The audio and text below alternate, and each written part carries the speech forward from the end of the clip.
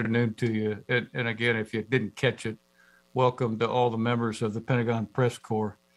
On behalf of all the members of USUCOM, I want to extend our deepest sympathy to the families of the 13 heroes who gave their lives to save so many Americans and so many Afghans. We also extend our thoughts and prayers to all those wounded and to all the family members who were involved and still remain attached to those who paid the ultimate price in Afghanistan over the course of the last 2 decades. You'll always be remembered, and you'll always be in our thoughts and prayers. Let me begin by offering a professional thanks to the militaries and the governments of Germany, Italy, and Spain. That their comprehensive efforts over the course of the last several weeks has allowed us to facilitate great operations and achieve a high degree of success. And we deeply appreciate what they've done from the governmental level all the way down to the military level. Let me slow down for a second and also take this opportunity to thank a group of people that we don't often talk about, and that's the volunteers. It's an interesting story here in Europe.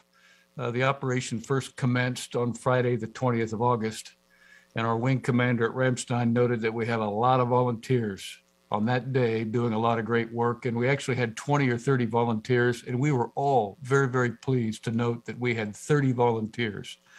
Well, several days later, the 30 volunteers grew to hundreds of volunteers. And today, as we scan across Europe, we have thousands of volunteers who are doing everything from helping with food items, helping with clothing, serving as counselors, helping to organize, serving and assisting with security.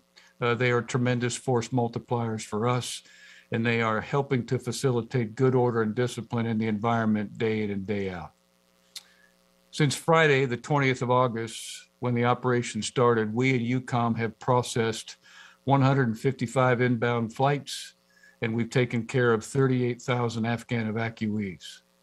On the ground at this very moment, we have 12,000 Afghan evacuees at Ramstein Air Base in Germany, 5,000 evacuees at Rhine Ordnance Barracks in Germany, 2,500 evacuees at Naval Air Station Sigonella in Italy, and 1,800 Afghan evacuees at Nav Station Rota in Spain. Since Friday, the 20th of August, when the operation started, we've been able to process and have 16,000 Afghan evacuees depart from Europe to the continental United States. 14,500 of those came from Ramstein Air Base, 1,500 came from Sigonella, and approximately 500 came from Rota Air Base in Spain. And the reason that I mention this evacuation is because it's intense, and we anticipate more intensity in the future, and the mission must go on.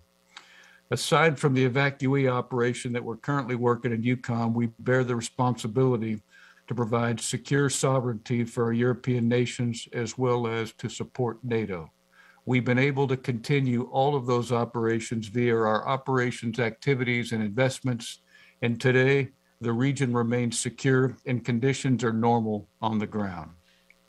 The entire time we bear the responsibility to ensure that we continue to promote the safety and security for all involved, whether it's the evacuees, our fellow volunteers across Europe, or all of the great warriors that serve us in USUCOM. John, I'll wrap up with a final thanks to some critical mission partners. First, the United States Interagency, all of our European allies and partners, U.S. Transportation Command, U.S. Northern Command, and U.S. Central Command.